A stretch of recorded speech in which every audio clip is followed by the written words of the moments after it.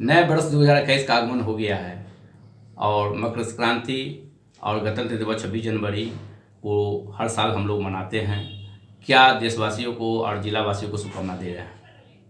तमाम मुजफ्फरपुर वासियों को हमारे जिला परिषद हैं, शिक्षा मंत्री, शिक्षकगण जो भी मुजफ्फरपुर हैं के हैं, उसके बाद जो कमिश्नर साहब हैं, एसएसपी साहब हैं, उनको और थाना अध्यक्ष मिठनपुरा के उनको हम सबसे पहले नए साल जो मकर संक्रांति है कल और आने वाले गणतंत्र दिवस की हार्दिक शुभकामनाएं हम देते हैं उन्हें।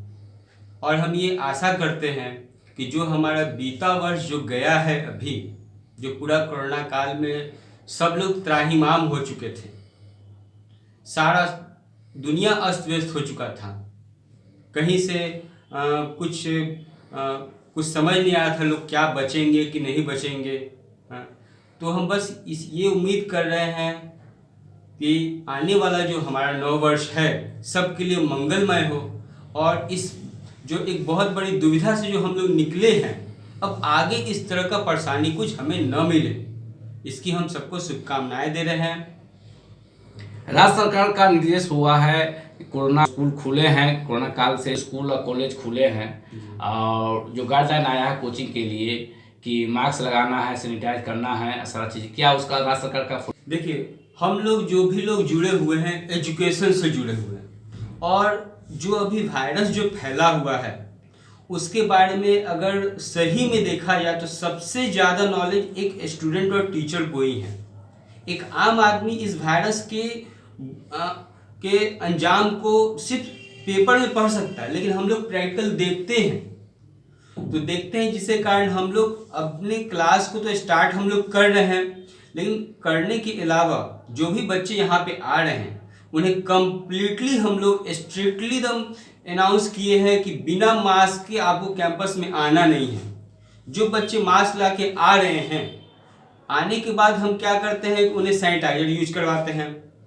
सैनिटाइजर करने के बाद क्लास में जब वो बैठते हैं तो जिस क्लास में हम लोग 40 बच्चे को बैठाते थे उसमें अब मात्र 15 से 17 बच्चे बैठ रहे हैं।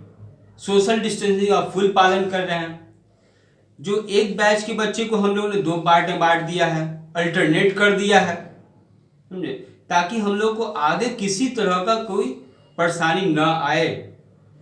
आखिर ये समाज को चलाना हम ही लोग को है, हम ही लोग एजुकेशन देते हैं तो बच्चे रोड पे सही से चलते हैं या कुछ करते हैं। अगर हम ही उसको सही ढंग से नहीं करेंगे तो वो तो और गलत रास्ते पे चले जाएंगे। इसलिए हम लोग स्ट्रिक्टली इसको पूरा पालन कर रहे हैं ताकि किसी तरह का हम लोग को आगे परेशानी न हो और जो पीछे बीते दिनों में हम लोग जितना परेशानी झेल चुके हैं अब वो आगे न झेलें। ये कोरोना काल में जिलाधिकारी, एसएसपी साहब, कमिश्नर साहब और थाना अध्यक्ष, सफाई कर्मी, स्वास्थ्य कर्मी, शिक्षकगण और सारे समाजसेवी लोग, सभी लोग इस कोरोना काल में हम लोग को बचाए हैं और बचाते आ रहे हैं। उनके लिए 2 शब्द बोला जाए। हम तो बस इतना ही कहेंगे कि हम लोग अपने घरों में बैठे हुए थे, हम लोग को घर में कहा गया कि बाहर नहीं निकलना है और जो हमारे प्रशासन हैं वो दिन रात रोड पे हैं, वो ऐसे लोगों से मिल रहे हैं, उनको रोक रहे हैं जिन्हें वो कभी देखे नहीं हैं और उनसे वो मिलते हैं। जो हमारे सफाई कर्मी हैं पूरे जगह का सफाई कर रहे हैं, वो अपने जान को जोखिम में डाल के वो चीज़ उठा रहे हैं जिनमें हो सकता है कि वायरस है। और बहुत सारे हमारे जो डॉक्टर्स हैं, डॉक्टर्स लोग हैं, वो अपने घर को छोड़ के, परिवार को छोड़ के, अपने बच्चों को छोड़ के हॉस्पिटल में तैनात हैं। बहुत ऐसे डॉक्टर्स हैं जिन्होंने अपनी कुर्बानी दे दी लाइफ की। प्रशासन में जो हमारे पुलिस है, अधीक्षक है, वो लोग जान तक दे दिए हम लोग के लिए, सिर्फ हमें बचाने के लिए। उनको हम अपने कुछ भी, अगर हम उन्होंने जितना 1 साल हम लोग को इस कोरोना काल में जितना हमारा सेवा किया उसके लिए हम कुछ भी उनके लिए करते वो कम है। उन्होंने हमारे लिए जब वो घर पे जाते थे तो बच्चों से नहीं मिलते थे, घर छोड़ के बाहर कहीं कैंपस में रह रहे हैं सिर्फ हमें बचाने के लिए। तो उन्हें हम जितना धन्यवाद दें कम है हमारे लिए। सफाई कर्मी हमारे हैं, जो पुलिस प्रशासन है, और जो भी हमारे जो डॉक्टर साहब लोग हैं, उन्होंने हमारे लिए एक जो देवता से बढ़ के उन लोगों ने हम लोग का काम किया। जो एक कोरोना काल में, कोरोना एक राक्षस था, उसका वध करने के लिए जो अवतार होता है ना, देवी देवताओं का अवतार होता है, उसमें समझिए कि डॉक्टर हमारे और जो हमारे सफाई कर्मी हैं और जो प्रशासन है, वो हमारे लिए देवता का अवतार लेके इसमें आए थे और उन्होंने हमको इससे निजात दिलाया। आपके कोचिंग में 12th क्लास के बच्चे को पढ़ाते हैं, फिजिक्स केमिस्ट्री मैथ पढ़ाते हैं, और कमज़ोर बच्चे के लिए क्या व्यवस्था है अलग से आप? देखिए, हम लोग क्या करते हैं कि जो बच्चे हमारे पास आ रहे हैं, तो हर तरह के बच्चे आते हैं। अब हर तरह के बच्चे हैं, कुछ बच्चे क्या होता है इकोनॉमिकली बहुत पुअर हैं, जिनके पास पढ़ने की कैपेसिटी सही देखा जाए तो नहीं है, तो हम लोग उनको पढ़ाते हैं, उन लोग को फी तक नहीं लेते हैं। उसके अलावा कुछ बुक्स है प्रोवाइड कर दिए, और उसी में जो बच्चे थोड़ा कमज़ोर हैं, जो इकोनॉमिकली ठीक है कमज़ोर हैं, तो उनको हम लोग क्या करते हैं एक्स्ट्रा क्लासेस दिलाते हैं। और ताकि हमारा ये कोशिश रहता है कि हम बच्चों को अधिक से अधिक, चाहे इकोनॉमिकली बैकवर्ड हो तो उसको इकोनॉमिकली पैसे से हर चीज़ से सपोर्ट करके पढ़ा देना है, ताकि लाइफ में वो कुछ बन जाए।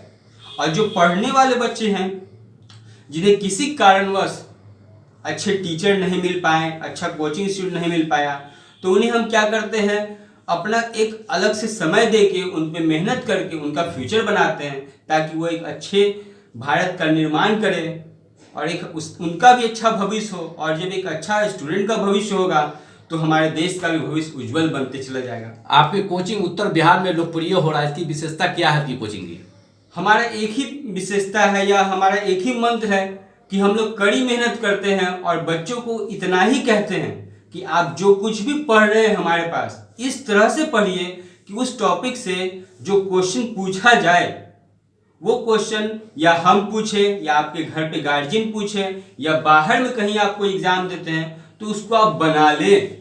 आप खुद आपके अंदर का अंदर आत्मा खुद बोले कि नहीं, हमें ये टॉपिक पे कमांड है, और बच्चे फ्यूचर में बहुत अच्छा कर लेते हैं इस तरह से। जो भी विद्यार्थी है, हम उतना ही कहते हैं कि आप ईमानदारी से पढ़िए। आप बस ये देखिए कि आप कहीं जा रहे हैं पढ़ने, किसी कोचिंग क्लास में गए हैं, 1 घंटा आपने समय दिया, 2 घंटा समय दिया, आप क्या सीखे, आपको बस ये देखना है कि आपने क्या सीखा। और आज आप नया कोई चीज़ सीखे या ना सीखे वो आप देखिए, और अपने प्रति ईमानदार रहिए कि गार्जियन आपको पढ़ने के लिए भेजे हैं, आप पढ़ रहे हैं तो क्या सीखे। उन गार्जियन बहुत विश्वास के साथ आपको अपने पास भेजे हैं पढ़ने के लिए। उनका बहुत सपना है कि आप बड़े होकर डॉक्टर बने, इंजीनियर बने, कलेक्टर बने, और अगर आप उनके विश्वास को तोड़ रहे हैं तो कहीं ना कहीं आप के साथ ही बेईमानी कर रहे हैं, धोखा दे रहे हैं। आप अपने ऊपर ईमानदार रहिए और अच्छे से अच्छे पढ़ाई करिए। यही मुझे विद्यार्थियों को कहना है। परिचय दीजिए। हमारा नाम सिराज अहमद हुआ। हम NM केमिस्ट्री क्लासेस के केमिस्ट्री फैकल्टी हैं। 11th-12th में CBSE बोर्ड और जो भी ओमेगा जैसे इंस्टीट्यूट था, इन सब में हमने क्लास लिया है, और अभी अपना इंस्टीट्यूट NM केमिस्ट्री क्लासेज चला रहे हैं। लगभग 10 सालों से हम यहाँ पे क्लास चला रहे हैं, और मेरे पास अच्छे बच्चे यहाँ से पढ़ के निकले हैं, जो कि बहुत सारे बच्चे डॉक्टर हैं, नीट क्वालिफाई किए हैं, कुछ बच्चे IIT में भी एडमिशन लेके पढ़ चुके हैं, पास आउट हो गए हैं। और इस तरह से हमारा एक अच्छा फैमिली बन चुका है बच्चों का, जो कि यहाँ से पढ़ के जाते हैं, एक उज्जवल भविष्य बनाते हैं, तो हमें बहुत अच्छा लगता है।